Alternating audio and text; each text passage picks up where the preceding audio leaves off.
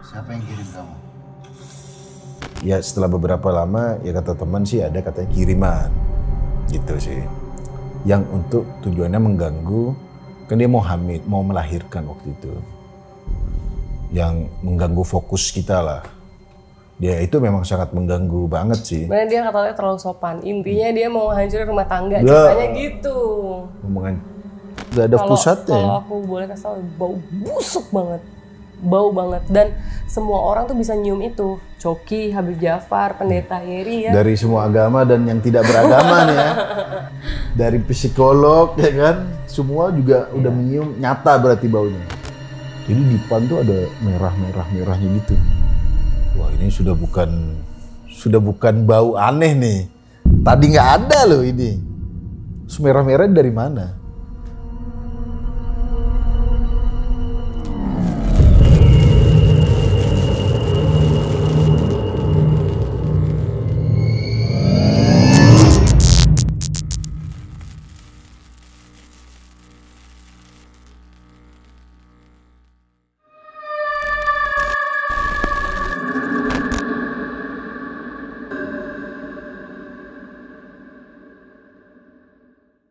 Yang penting nanti kita cerita tambah-tambahin aja, aku kesurupan, muntah darah gitu. Itu pasti rame bro, YouTube. Apa kemarin tuh, horor-horor biar rame kan harus di setting. Janganlah sayang, itu mah biasa di channel. Kalau di sini tuh bagusnya kita ngomongnya yang apa adanya aja, yang memang terjadi ya terjadi gitu, nggak dikurangin, nggak ditambahin. Nah, tenang aja. Kalian berada di tempat yang tepat di Om Mamat Season 4. Ketakutan terbesar adalah dirimu sendiri.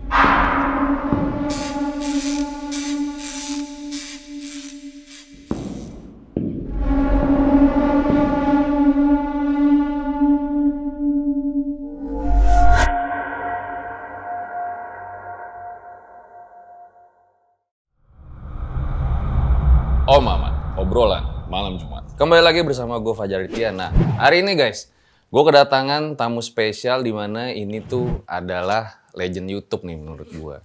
Karena dulu tuh gue ikutin banget dari zamannya Atta Halilintar. Iya. Selamat malam Bang Muslim. Iya, sama-sama. Kak Luna. Halo. Wah, thank you nih udah mau datang ya. Ya kita yang terima kasih udah diundang.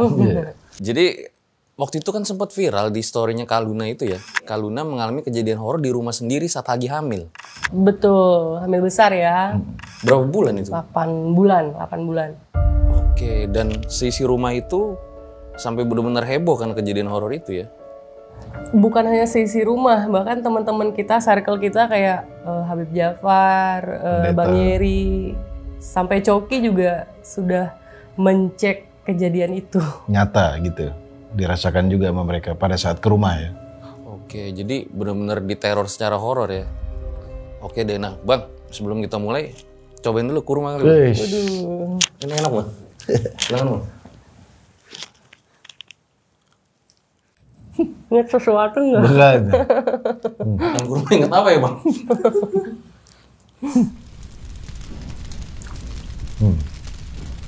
Kasus. Nah, jadi guys di spesial 6 tahun RJ5 ini kita juga lagi bagi-bagi giveaway. Ini ada sepatu keren seharga kurang lebih 400.000 lah. Nanti bakal ada 50 pemenang. Langsung aja kalian ikut giveaway-nya nih. Caranya gampang banget. Hai guys, sebelum videonya dimulai, jangan lupa nih RJ5 lagi ada giveaway. Nah sekarang lagi giveaway periode kedua. Jangka waktunya sampai minggu depan. Jangan sampai kalian melewatkan. Total hadiah 25 juta. Sampai RJ5 Special Anniversary ke-6 ini berakhir di bulan Januari. Jadi langsung aja kita mulai. Nanti bakal Kak Luna dulu berarti ya? Iya. Oke, berikut adalah ceritanya. Ya, Kak Luna boleh diceritain awal mulanya kayak gimana?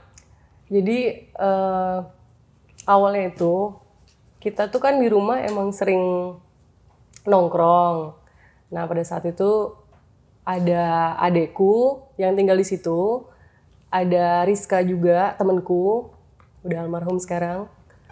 Rizka itu memang itu nginep di rumah. Di rumah itu di atas lantai 2 itu ada ada 3 kamar. Yang pertama itu kamarnya adekku, yang kedua kamar yang diperuntukkan untuk calon dede bayi. Karena pada saat itu aku hamil besar. Terus ngineplah yang ketiga itu kamarku. Nah di kamar 1 itu sebutlah kamar nggak kepake ya. Kamar 2 kamar yang inepin adek aku, Ayu. Rizka itu pada malam itu dia emang sering nginep. Terus malam itu ngineplah di kamar yang pertama, yang tidak ditempatin. Terus dia itu merasa cut lagi. Gak apa, lanjut aja kalau Oh, petir. apa. Iya. Dia tuh ngerasa kalau pas tidur itu ada yang ngeliatin cewek. Jadi tempat tidur, jendela, gorden, di gorden itulah sosoknya itu. Beberapa kali sebenarnya beliau tuh mention itu, cuman karena kita tuh sudah terbiasa dengan cerita-cerita kayak gitu, jadi nggak kita gubris. Ya biasalah itu udah. Ada suara, ada mimpi nggak enak, ada perasaan nggak enak, itu tuh kita asumsinya ya lu parno aja. Tuh. Si Rizka ini tidur sendiri? Sama adek aku. Oh. Oke. Udah, besoknya ada temen aku lagi namanya Hasan. Hasan ini psikolog yang tidak percaya sama hantu-hantu. Gue tahu tuh kontennya tuh. Iya. Nah, dia tidur di situ. Terus sama jawabannya adalah statementnya dia adalah merasa ada perempuan yang mengintai, yang ngeliatin, yang kayaknya tuh kepengen ngedeket gitu.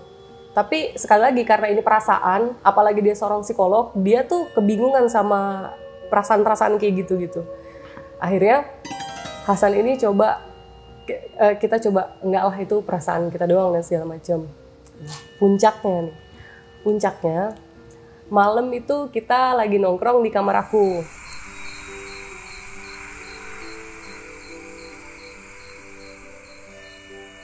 Aku, Hasan, Mas Muslim, Rizka, Ayu, berlima.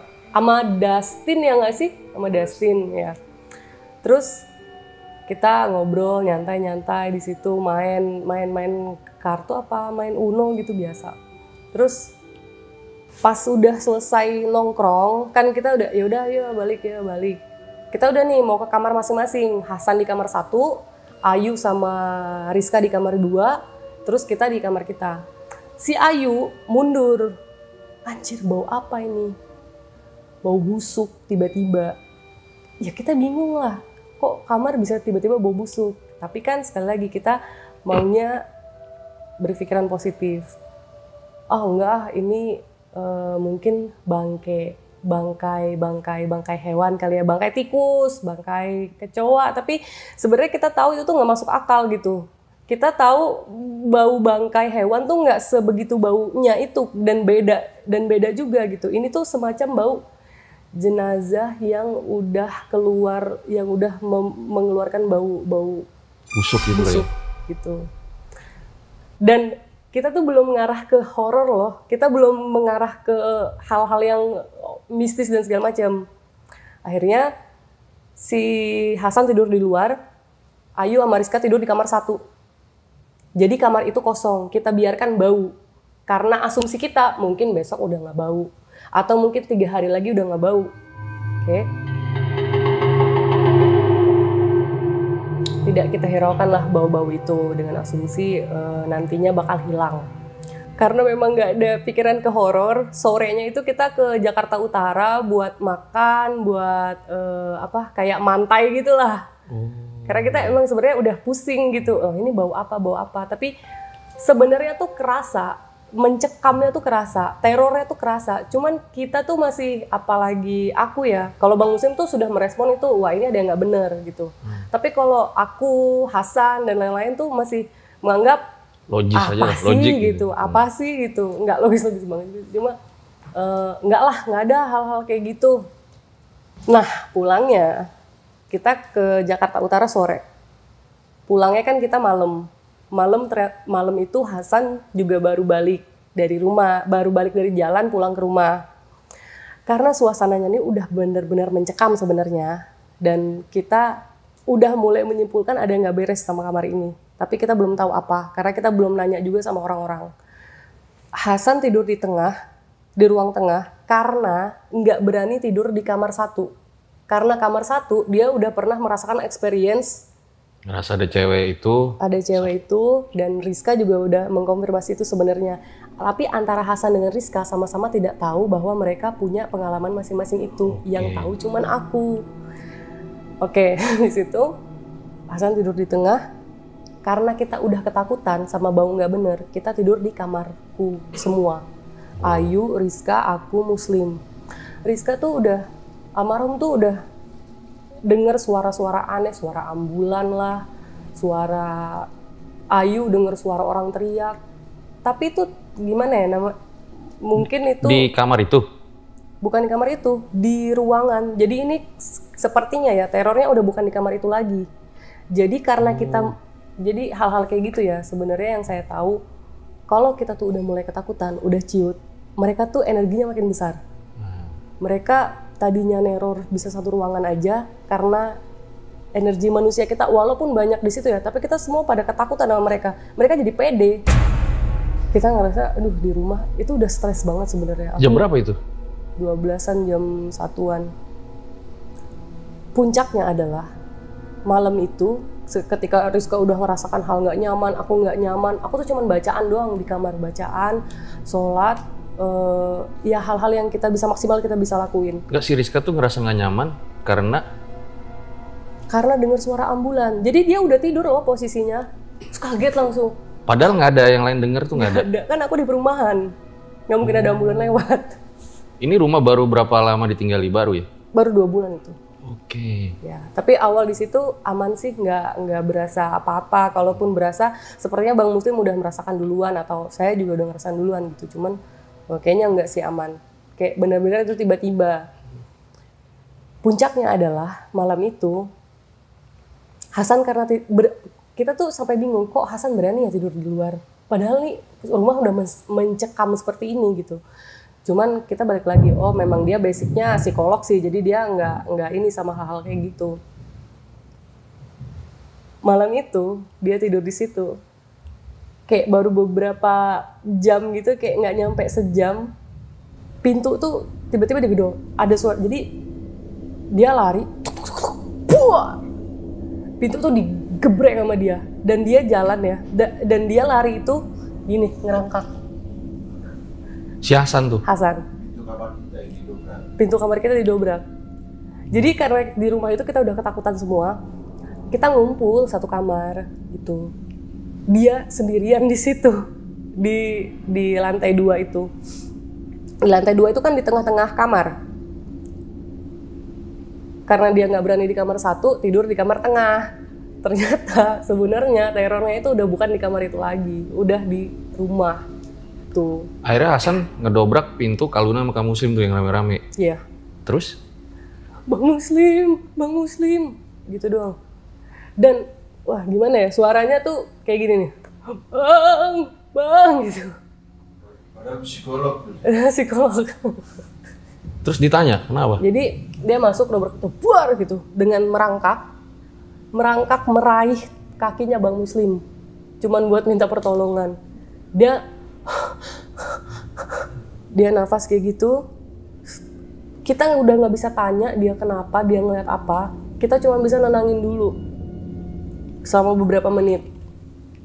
Mungkin udah dia tenang, baru kita bisa tanya pelan-pelan.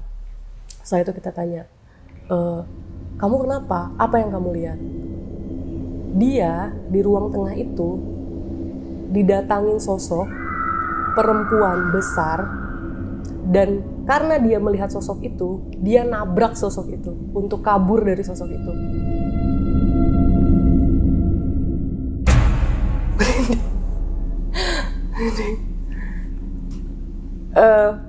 Posisi dia nabrak sosok itu, dia antara sadar dan tidak sadar. Jadi sepertinya asumsi kita, sosok itu udah mau masuk ke Hasan. kita nggak tahu worst case-nya apa. Mungkin Hasannya bisa kerasukan, mungkin Hasan, kita nggak tahu. Tapi sosok itu sebenarnya udah mau menyerang fisik. Hasan melihat itu, kabur, nabrak sosok itu. Dan dia mengakui seperti kayak gimana ya, kayak nabrak sesuatu yang nggak kelihatan, tapi ada sebenarnya tuh ada, kita bukan energi lagi, tapi udah ada wujudnya, cuman nggak apa ya, nggak Kayak asap tebel gitu. Iya. Angin lah, nabrak angin gitu ya. Ya. Bukan angin, udah kayak awan. Oke. Itu. Mati katanya dia, Pak. Makanya dia jadi nggak bisa Bang, itu dengan merangkak. sampai subuh. Dan ya udah habis itu dengan kepercayaan diri emang Muslim, Hasan kayak dibersihkan gitu, di clean up tuh. Katanya sebesar apa sosoknya? Besar banget. Sampai nembus dindingnya? Enggak deh kayaknya, enggak sampai segitu ya. Enggak. Tapi dia lihat mukanya? Sosok. Dia sih selalu nyebutnya sosok, bukan muka. Kalau dia bilang muka, mungkin aku bilang muka. Tapi dia lihatnya sosok. Sosok berarti lebih ke badan ya, lebih ke wujud. Tuh.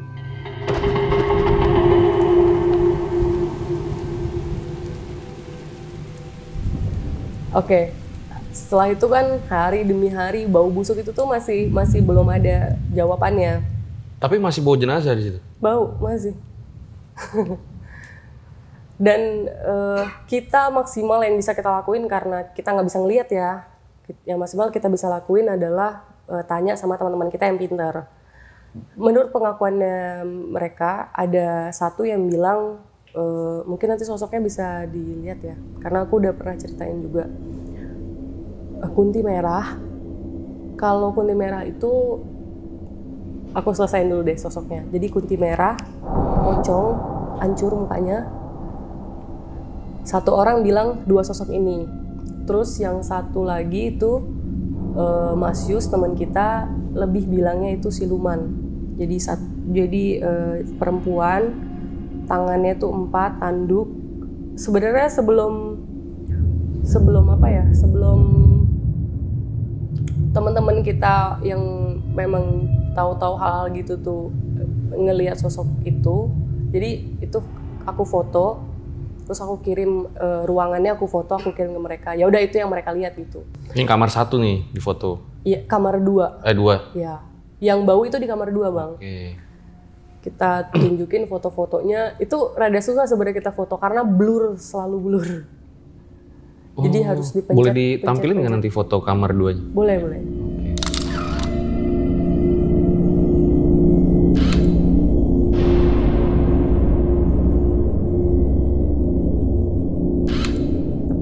Pencet beberapa kali karena kalau iPhone kan kita harus pencet dulu biar nanti blur lagi. Nanti kita pencet lagi gitu. Sebenarnya tuh kita tuh banyak ya, kayak dari ART-ku juga sebenarnya dimimpikan oleh sosok itu. Terus akunya juga kayak terbayang kok sosok itu tuh seperti apa. ART-nya dimimpin kayak gimana? Jadi sebenarnya banyak ya yang mengungkap tentang sosok ini, termasuk ART-ku. Jadi sebelum kejadian Hasan, sebelum apa sesudah ya? Sudah, besok. Oke. Sesudah kejadian Hasan dobrak pintu itu, besoknya ART-ku, tapi ART-ku nggak tahu nih cerita apa-apa nih, nggak tahu. Aku suruh beberapa kali bersihin kamar itu, cuman dia nggak tahu apa-apa. ART cewek cowok? Cewek. Terus dia bilang, Non, aku semalam mimpi Bang Hasan digandeng sama orang gede banget. Terus gimana? Api merah. Oh, api, terus ada tanduknya gitu.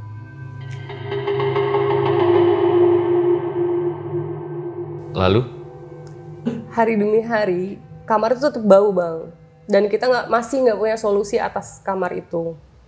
Sempet Bang Muslim mau kayak berantem gitu, tapi gimana kalau kita langsung panggil orangnya aja, biar lebih jelas kali ya. Oke guys, langsung aja kita panggil nih Tretan Muslim.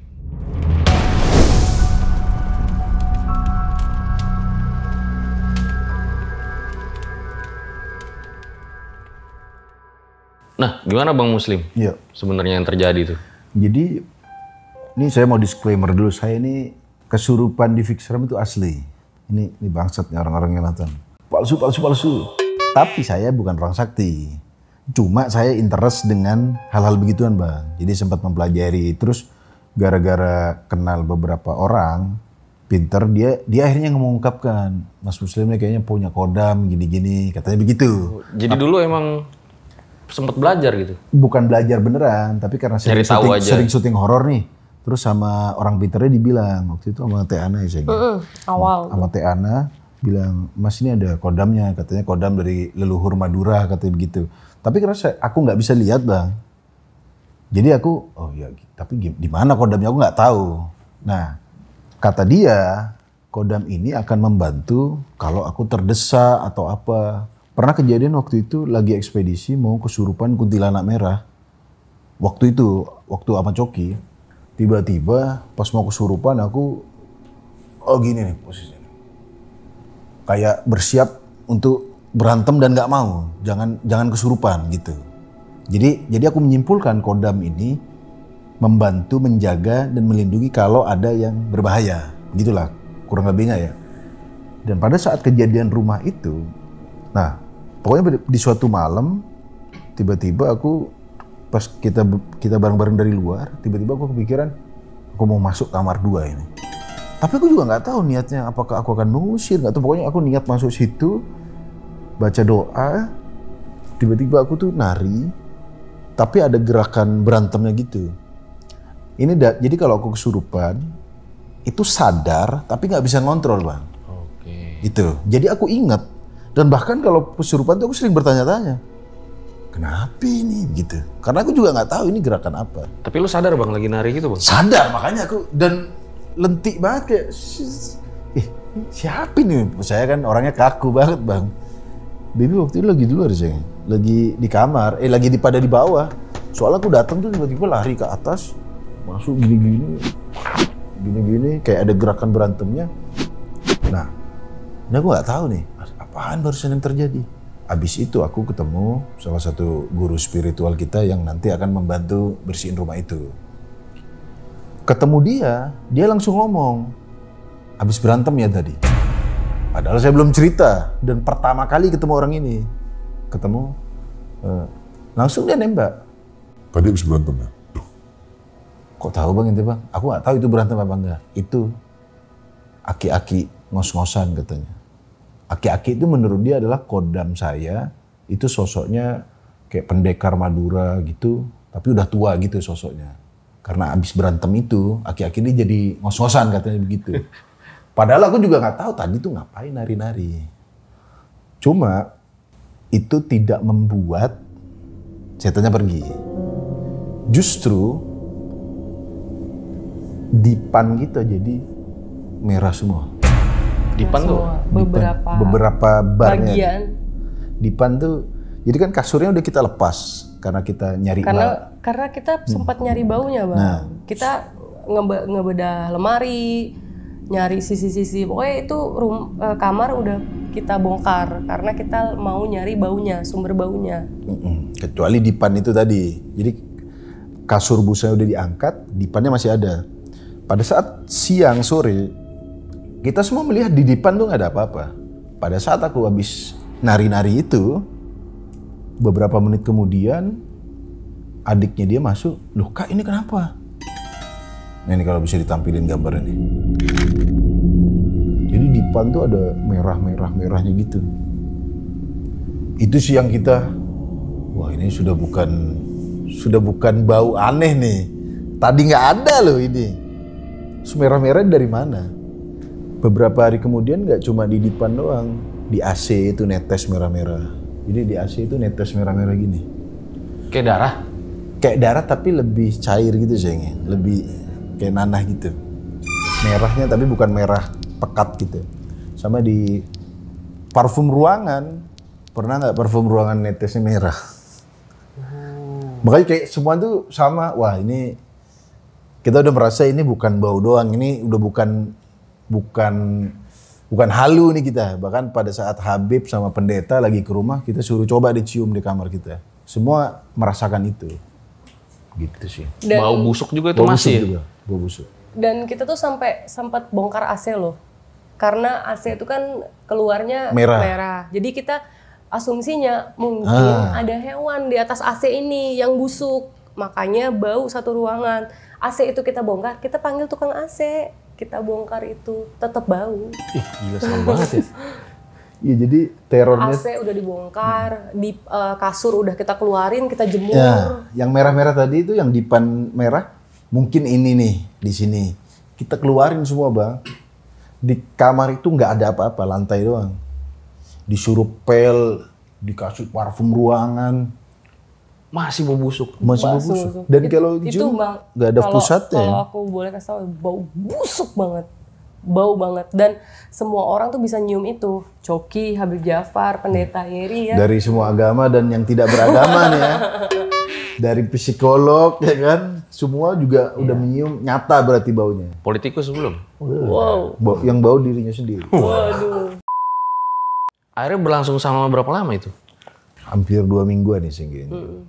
Jadi kita tuh sebenarnya yang awalnya mencekam, lama-lama jadi sebel, Bang. Terutama ini dia. Dia masuk kamar itu ngumpat-ngumpat. Bangsat nih setan. Saya kan, nanti kalau dia marah. Dia sebenarnya juga ya karena emosi aja. Lagi hamil gede lagi. Lagi hamil gede, ditantang-tantang sih. Mana kalian? Saya kan yang. Karena itu apa ya, kita kelelahan secara mental. Lah. Jadi kita jadi susah tidur. Kalau tidur tuh jadi kayak mencekam gitu. Dan kayak apa ya, nyerangnya tuh mental gitu, Bang. Iya, nyerang. Nggak ke fisik, nggak apa, tapi kita tahu ada yang bau, ini nggak hilang-hilang, diapain ya, diapain, sumbernya dari mana. Iya. Itu yang bikin kita kayak kepikir, dan ini ada apa? Ya setelah beberapa lama, ya kata teman sih ada katanya kiriman. Gitu sih. Yang untuk tujuannya mengganggu, kan dia mau hamil, mau melahirkan waktu itu. Yang mengganggu fokus kita lah. Dia itu memang sangat mengganggu banget sih. Sebenarnya dia katanya terlalu sopan. Intinya dia mau hancurin rumah tangga. Ya. Ceritanya gitu. Ngomongan, ya nggak tahu ya dalam Iya, konteks. itu kan menurut bisa teman atau kita. Tapi menurut dia. Menurut Ya. teman kita ini.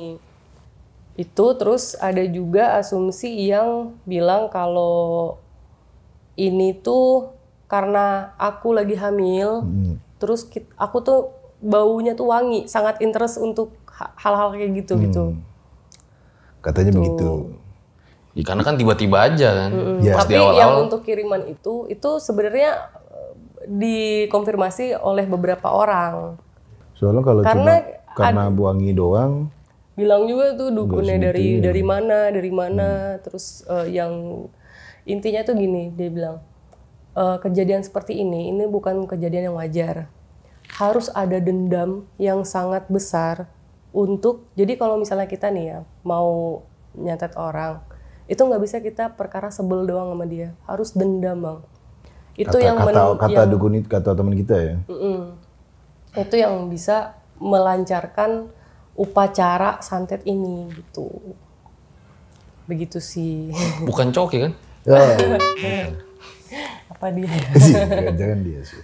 Nah terus akhirnya apa yang terjadi setelah Setelah itu bau-baunya masih terus ada gitu? iya, kita pastinya melakukan nyari solusinya gimana gitu.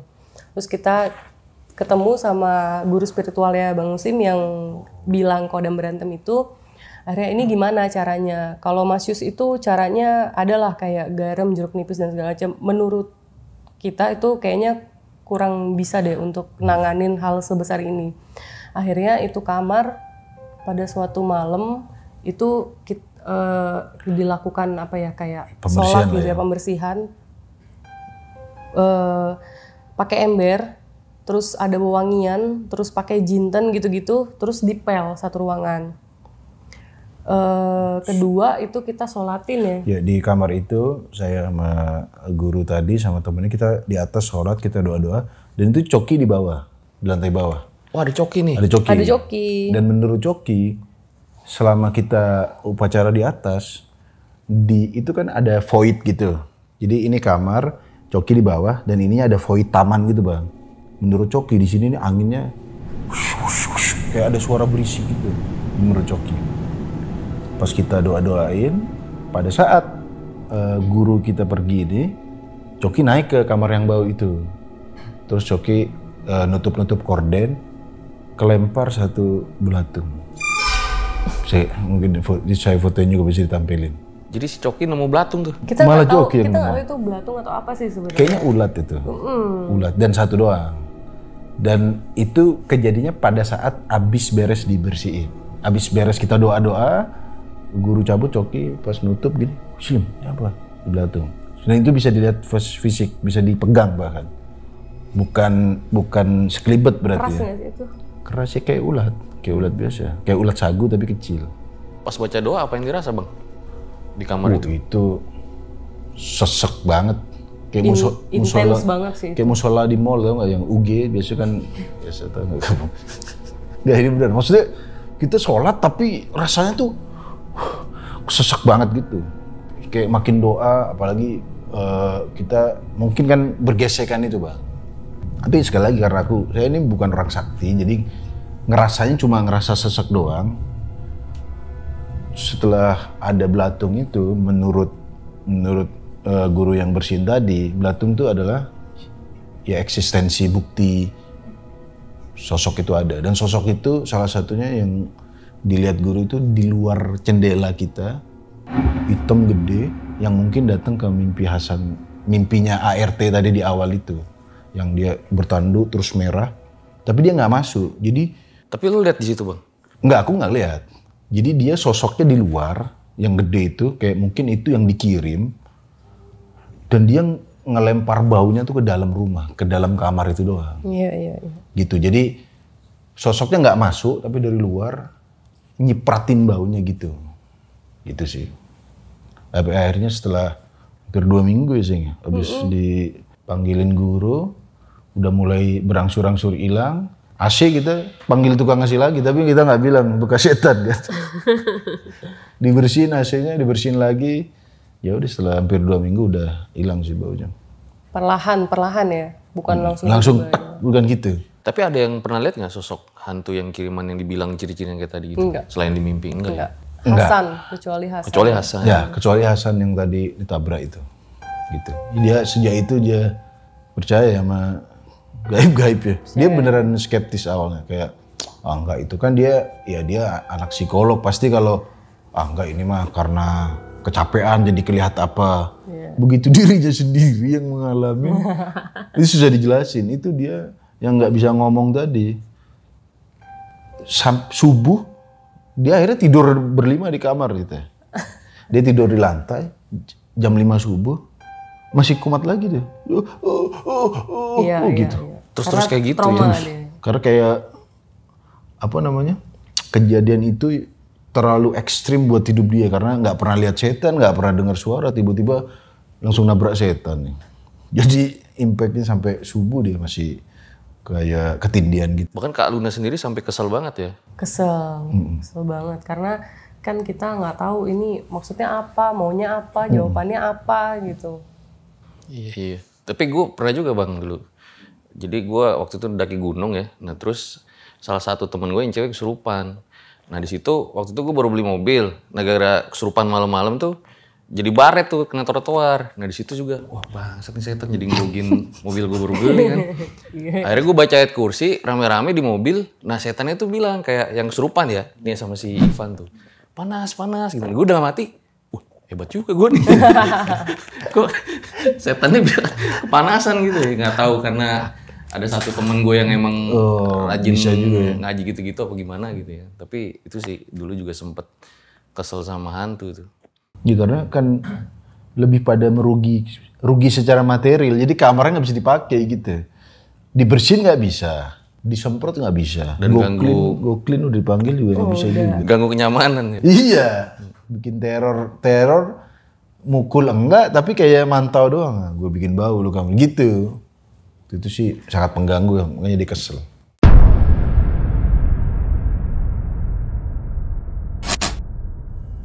Buat kalian yang punya pengalaman horor nyata, bisa kirim cerita kalian ke email rjl5 atau DM Instagram rjl5.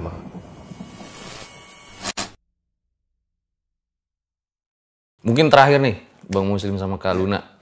Pernah ada nggak sih kejadian horor lagi yang dialamin berdua? Banyak. Banyak Bang. Mungkin yang nggak bisa dilupain satu. Kalau kita keluar kota sama anak tuh hampir setiap hotel, hampir setiap dari kemana. Waktu itu kita di Surabaya, kita makan di satu tempat, katanya ada pesugihannya. Katanya. Oh enggak, ini ya versi Bang Muslim sama versi aku beda ya. Berarti ya. Terus dia ngomong, katanya di sini pesugihan. Mana nih ludah pocong gitu. Kamu ngomong gitu bukan sih? Aku bukan bilang mana nih ludah pocong, Oh, enggak. Enak banget nih, ludah pocong ya nih gitu. Bercanda gitu dia. Gini ya, saking aku tuh Skeptis sama yang gitu-gitu. Nggak percaya. Bahkan mungkin di titik ini, tapi kan dari kejadian-kejadianku dan selama nikah sama Bang Muslim, kenapa sih Bang Muslim nih kok kayaknya arahnya ke setan-setan mulu gitu. Iya, ya sebelum kejadian rumah tuh kan dulu kita tinggal di apartemen, begitu dibilang kodam, katanya saya kodam Madura. Saya nggak ngerokok, tiba-tiba ini guru spiritual yang lain bilang, abis dibilang, iya ini Mas ada kodamnya Madura gini-gini. Ya, Mas pengen ngerokok nggak katanya? Aku bilang, saya nggak ngerokok sih Pak. Coba dipikirin pengen ngerokok nggak? Ada sih simpenan rokok. Rokoknya spesifik, rokok Samsu yang hitam tuh. Akhirnya saya ngerokok kan. Tiba-tiba bersama Madura langsung ngomong. Ya mata selangkung di badan gitu. Tapi senyum-senyum. Artinya apa? Ya maksudnya aku tuh berkomunikasi sama bapak yang bilang tadi. Tapi sadar? Nggak sadar tapi kayak merem sendiri. Kayak saya rokok gini. Wah makasih Pak ya gini. Sejak itu aku sering. Dan kamu manggil aku gitu? Waktu di apartemen tiba-tiba pengen ngerokok. Nah, kalau udah ngerokok itu Samsu hitam itu udah jadi Madura aku. Tiba-tiba manggilnya. Assalamualaikum. Dia minta kita bikinin kopi. Dia bingung. Sejak kapan Muslim ngopi? Jadi Muslim tuh kalau udah yang kayak gitu, aku tuh udah malas nanggepin. Jadi dia di ruang tengah situ, aku masuk kamar. Di luar tuh kebayang nggak? Kita tahu orang di dalam sana lagi kesurupan, terus kita dalam kamar, terus dia manggil-manggil kita. Assalamualaikum. Hey, dia nggak tahu namaku. Kalau dia kerasukan dia nggak tahu namaku. Ya lagi mode kesurupan tuh nggak bisa manggil dia. Hey, kopi. Terus dia pakai bahasa Madura, jadi aku nggak ngerti maunya dia apa gitu. Tapi itu kesurupannya tetap bisa di switch gitu. Oh bisa di switch? Kayak cepat nge-switchnya. Jadi pas bikinin kopi, apa Mbah? Aku tuh bisa nyadarin diri. Kopi gitu. Tapi gitu lagi. Memang kayak serupa kayak lawak sebenarnya. Itu sih. Sama di Samarinda itu. Kalau versinya aku Bang. Jadi Hazel itu kan anakku tuh cukup, aku sampai sekarang masih nggak tahu jawabannya, tapi dia tuh tidak seperti anak-anak lain kalau malam itu tuh tidur nyenyak gitu. Hazel tuh ada aja momen yang bikin dia tuh nangis tengah malam kenceng, wah gitu. Bukan lapar, bukan aus, bukan sakit, bukan apa, wah langsung teriak histeris gitu. Nah, pada malam itu aku di kamarnya Hazel, terus di rumah? Di rumah, Bang Muslim lagi pengajian. Iya. Dan gini, suasana yang biasa tiba-tiba mencekam, aku tuh sangat bisa ngerasain. Aku tuh selalu tapi meyakinkan diriku kayak, enggak lah, ini biasalah gitu. Tapi emang nggak bisa bohong, itu mencekam. Terus tiba-tiba ada suara gini. Tuh. Itu aku lagi pengajian, lagi di luar. Terus driverku tuh dia juga bisa gaib-gaib lah. Itu aku juga dia lagi keluar sama aku. Jadi di rumah tuh nggak ada cowoknya gitu. Lalu tiba-tiba gimana dia nelpon. Kayaknya itu pertama kali aku denger deh. Aku bisa, bukan interaksi ya, tapi denger suara mereka gitu. Dan itu kenceng.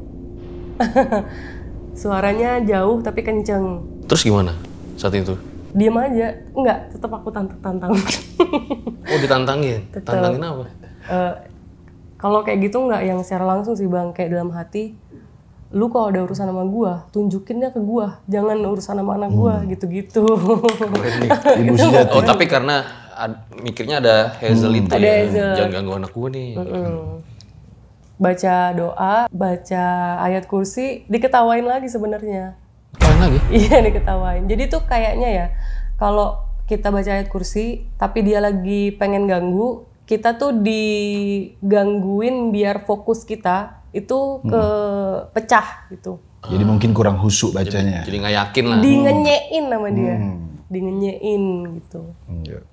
Itu sih. Terus aku tiba-tiba buru-buruin Bang Musim balik gitu.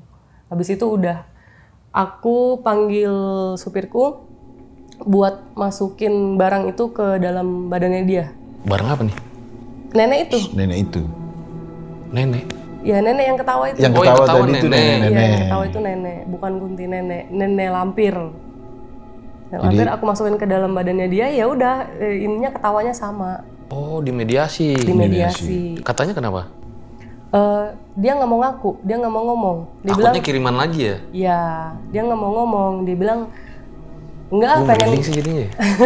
enggak, aku pengen ketawa aja, nggak ada urusannya sama kamu. Dia bilang gitu. Terus aku marah dong, kayak nggak bisa nggak ada urusannya, suara lu gua denger gitu. Gitu sih. Ada sih videonya. Ya, ntar boleh ya tampilin ya.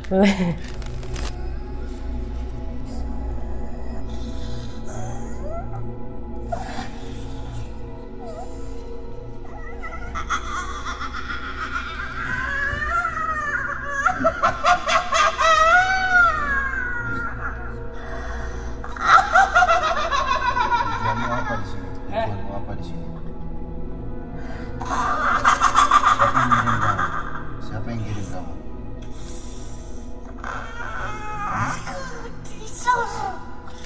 Katanya itu mau gangguin anak katanya. Gitu. Ya lu ngerinya mungkin kiriman lagi ya bang? Iya, kita kan belajar dari kemarin kayak apakah ini ada orang mau ngirim, tapi ternyata enggak, bukan kiriman tapi lebih pada kalau nggak salah kan dia dari Kalimantan. Oh Kalimantan. Jadi nenek-nenek ini mungkin ada urusan sama buyutnya dia dulu. Ya gitu-gitulah. Gitulah. Ada keturunan Dayak? Ada. Ya, saya kan Madura, kita pis. Madura. Gitu sih. Tapi kalau ke luar-luar kota itu hampir selalu sering. Kita jadi kalau keluar kota dia sih selalu cari hotel yang baru, villa yang baru. Waktu di Bali memang villanya baru, tapi di sebelahnya tuh tempat kremasi. Pantesan anak sampai jam 3 nggak bisa tidur. Anakku nangis, nggak bisa tidur, nangis kejer gitu. Dan malam itu juga temanku Rizka itu meninggal, kecelakaan di Bali. Dan kita pada saat itu di Bali. Tuh.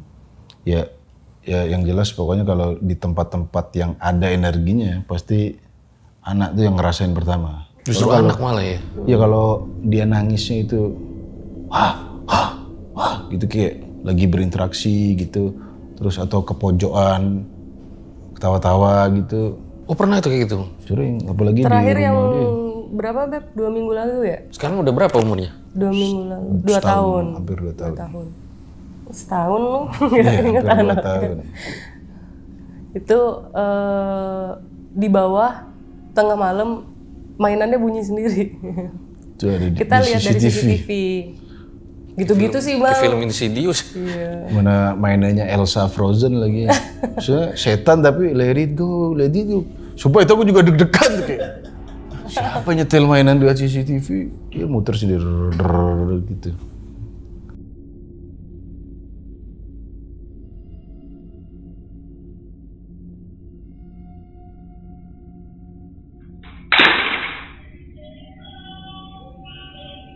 Tapi ya kita tuh terutama dia kayak kita berusaha menskeptiskan semua bah, kayak enggak lah mungkin ini. Tapi kalau terutama anak ya, kita berusaha langsung, oh ini ada yang aneh nggak? Kita dari mana tadi gitu. Biasanya dari tempat yang kurang baik atau misalnya tempatnya yang terlalu gelap apa, biasa pulang tuh ya ada aja anak gitu sih. Ya, intinya adalah itu gimana cara lu jaga anak aja ya.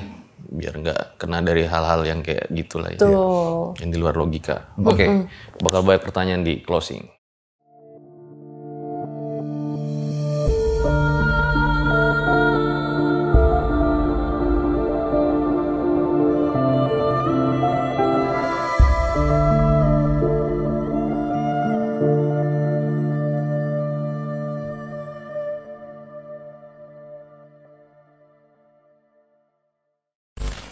Itu dia guys, sebuah kisah luar biasa dari Bang Muslim dan juga Kak Luna ya, dimana kita nggak duga-duga nih, dibalik kekocakannya ternyata ada cerita tuh yang horor tuh bikin, wah gila sih kalau menurut gua. Nah, tapi Bang, lu kan sekarang udah nikah nih, apa sih bedanya ngalamin kejadian horor sebelum nikah sama sesudah nikah gitu?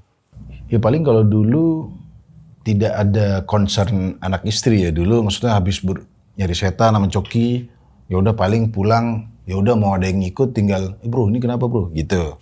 Tapi kalau sekarang beneran lebih hati-hati sih, kayak terutama anak yang kita jelasin tadi cukup sensitif, jadinya bahkan sempat fixer room itu yang berburu hantu tuh nggak pengen dilanjutin, malah dia yang ketagihan, ayo dong. Kalau dia dulu lebih ke nyari Bang. Sebelum masih single tuh Malah lebih ke nyari. nyari Karena konten. Karena konten, tapi beneran nantangin kayak mana setan kamu, bangsat kamu keluar gitu. Ternyata setelah kita tahu yang mancingnya nggak gitu. Setan tuh tahu mana yang kayak ya bercanda, atau kalau kita berani yang dia jelasin tadi malah setannya mundur. Begitu. Kalau sekarang sih lebih ke mundur ya, yang gitu-gitu ya, maksudnya Karena udah punya efeknya ke anak jadinya. Iya. Kalau kita berdua sih ayo Tapi ya. kamu lu yang ngajak jadi setan. Aku kira udah punya anak, udahlah dia yang kapan nih nyari setan Katanya lagi. sempat punya channel YouTube. Bikin Nanti kayaknya Tahun sia-sia ya kalau kita cerita sesama tongkrongan gitu. Jadi kayaknya bakal di-share di YouTube nanti. Ya, ada dia juga YouTube-nya horor juga nanti. Oke. Episode- Belum bisa dikasih tahu sekarang? Oh, bisa. Belum, nanti kita announce. Nanti gue bantu promoin ya. Tuh Boleh. Siap, kalian Bang, jangan lupa nih, terima karena tadi gue kasih. udah di spill dikit. Wah ini kayaknya bakal gokil nih. Nggak, spill aja sedikit, spoiler. Katanya Pokoknya di Thailand ya? ya, episode pertamanya nyari hantunya langsung di Thailand. Buat ngecek di Indo sama di Thailand beda apa enggak gitu. Nah, buat lebih jelasnya nanti aja. Oke, nanti aja nama channelnya tapi apa? Lunar Ivory nanti. Oke itu deh guys, tungguin aja guys. Oke, thank you ya Kak. Thank you Bang Bang Fajar. Muslim udah Sama-sama, Bang. cerita sukses-sukses selalu ya. Nah, gue sebagai inspektur horor tragedi akan menyimpulkan kisah pada kali ini. Wah, gila sih. Ambil baiknya, buang buruknya. Dengan adanya kisah-kisah seperti ini, jangan malah menjadikan kalian takut. Tapi kalian harus semakin yakin dan percaya dengan kebesarannya. Gue Fajar Aditya, RJ5 undur diri. Ciao.